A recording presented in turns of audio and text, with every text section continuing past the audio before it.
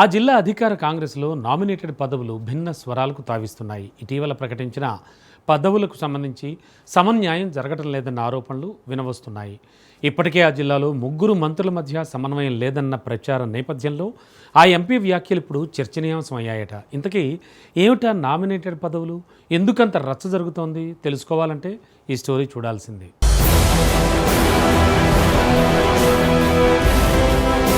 ఉమ్మడి ఖమ్మం జిల్లాలో అధికార కాంగ్రెస్ లో అంతర్గత విభేదాలు మళ్లీ తెరపైకి వచ్చాయి. నామినేటెడ్ పదవుల కేటాయింపు నేపథ్యంలో జిల్లా నాయకత్వంలో అసంతృప్తి, గ్రూపు రాజకీయాలు ఉధృతమవుతున్నాయన్న చర్చ రాజకీయ వర్గాల్లో జోరుగా సాగుతోంది. కాంగ్రెస్ అధికారంలోకి వచ్చిన తర్వాత ఆశలు పెరిగిన నామినేటెడ్ పదవుల పంపిణీ, వర్గ విభేదాలు, వ్యక్తిగత శిబిరాల ప్రభావం పార్టీకి సవాలుగా మారుతున్నాయని పరిశీలకులు చెబుతున్నారు. జిల్లా స్థాయిలో సమన్వయం లేకపోతే భవిష్యత్తులో రాజకీయ నష్టానికి దారితీసే అవకాశం ఉందని హెచ్చరిస్తున్నారు.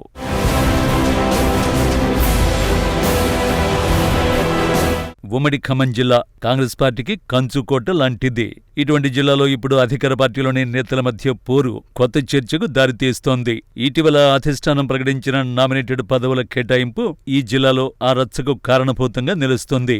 రాజ్యసభ సభ్యురాలు రేణుకా చౌదరి నామినేటెడ్ పదవులకు సంబంధించి ఘాటైన విమర్శలు చేశారు. అసలైన కాంగ్రెస్ కార్యకర్తలు అప్పుడు బీఆర్ఎస్, ఇప్పుడు కాంగ్రెస్ పాలనలోనూ ఇబ్బంది పడుతున్నారని ఆరోపించారు. దీంతో రేణుక ఘాటైన విమర్శలు ఇప్పుడు ప్రాధాన్యతను సంతరించుకున్నాయి. ప్రస్తుతం అందరి దృష్టి జిల్లా నాయకత్వం, అలాగే రాష్ట్ర స్థాయి కాంగ్రెస్ అధిష్టానం తీసుకునే తదుపరి నిర్ణయాలపైనే ఉంది. ఖమ్మం జిల్లాకు చారిత్రకంగా కాంగ్రెస్ కు బలమైన ఆధారం ఉంది. ఇదే జిల్లాలో గతంలో గ్రూప్ రాజకీయాల కారణంగా పార్టీ తీవ్ర నష్టాన్ని కూడా ఎదుర్కొంది. అందువల్ల ఇప్పుడు అధికారంలో ఉన్న సమయంలో సమన్వయం లోపిస్తే అది భవిష్యత్తులో ప్రతికూల ప్రభావాన్ని చూపే అవకాశం ఉందని రాజకీయ విశ్లేషకులు భావిస్తున్నారు. ఖమ్మం జిల్లాకు సంబంధించి 5 నియోజకవర్గాలుండగా 5ంటిని కాంగ్రెస్ పార్టీ గెలుచుకుంది. వీటిలో మధ్యన నుంచి మల్లు భట్టి విక్రమార్క, పాలేరు నుంచి పొంగులేటి శ్రీనివాసరెడ్డి, ఖమ్మం నుంచి తుమ్మల నాగేశ్వరరావు మంత్రులుగా ఉన్నారు. ఈ ముగ్గురు ప్రధాన శాఖల్ని నిర్వహిస్తున్నప్పటికీ సమన్వయం లేదన్న కారణంగానే సుడా చైర్మన్ సహా పలు నామినేటెడ్ పోస్టుల భర్తీపై తీవ్ర తాత్సారం జరిగిందట. ఎట్టకేలకు మాజీ జిల్లా కాంగ్రెస్ అధ్యక్షులు పువ్వాళ్ల దుర్గాప్రసాద్ను సుడా చైర్మన్ గా నియమిస్తూ ఇటీవల ఉత్తర్వులు జారీ చేశారు.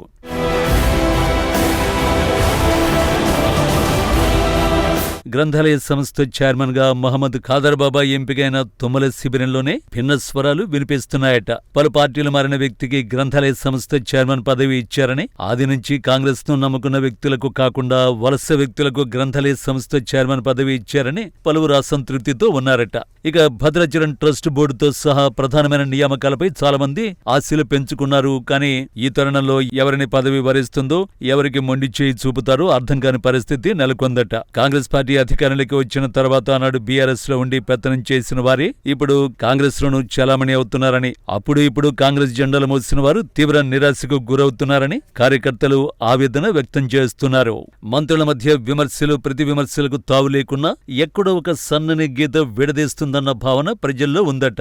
రేణుకా చౌదరి అంతర్గత విషయాలపై చాలా కాలం తర్వాత నోరు విప్పారు. ఆమె ప్రధానంగా ఉప ముఖ్యమంత్రి మల్లు భట్టి విక్రమార్కను టార్గెట్ చేసినట్లు అవగతమవుతుంది.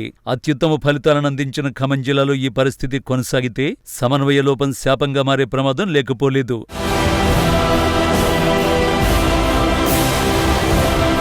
ఇక కాంగ్రెస్ కార్యకర్తలు కూడా విడిపోయి నాయకుల అనుచరులుగా పనిచేస్తున్నారు. తుమ్మల నాగేశ్వరరావు మంత్రిగా బాధ్యతలు చేపట్టి 40 వసంతాలు గడిచిన సందర్భంగా ఏర్పాటు చేసిన సభకు ఖమ్మం జిల్లాకు సంబంధించిన మిగిలిన 2 మంత్రులు, 2 శాసనసభ్యులు హాజరు కాకపోవడం చర్చనీయాంశం అయింది. పెద్ద ఎత్తున జరిగిన ఈ సభకు సంబంధించి తుమ్మల మినహా మిగిలిన నాయకుల అనుచరులు పాల్గొనకపోవడం భేదాభిప్రాయాలు ఉన్నాయన్న వాదనకు బలమిస్తోందట. ఆది నుంచి కాంగ్రెస్ కు బలమైన జిల్లాగా ఉన్న ఖమ్మంలో గ్రూపుల లొల్లి పలు సందర్భాల్లో ఆ పార్టీకి తీవ్ర నష్టాన్ని మిగిల్చింది.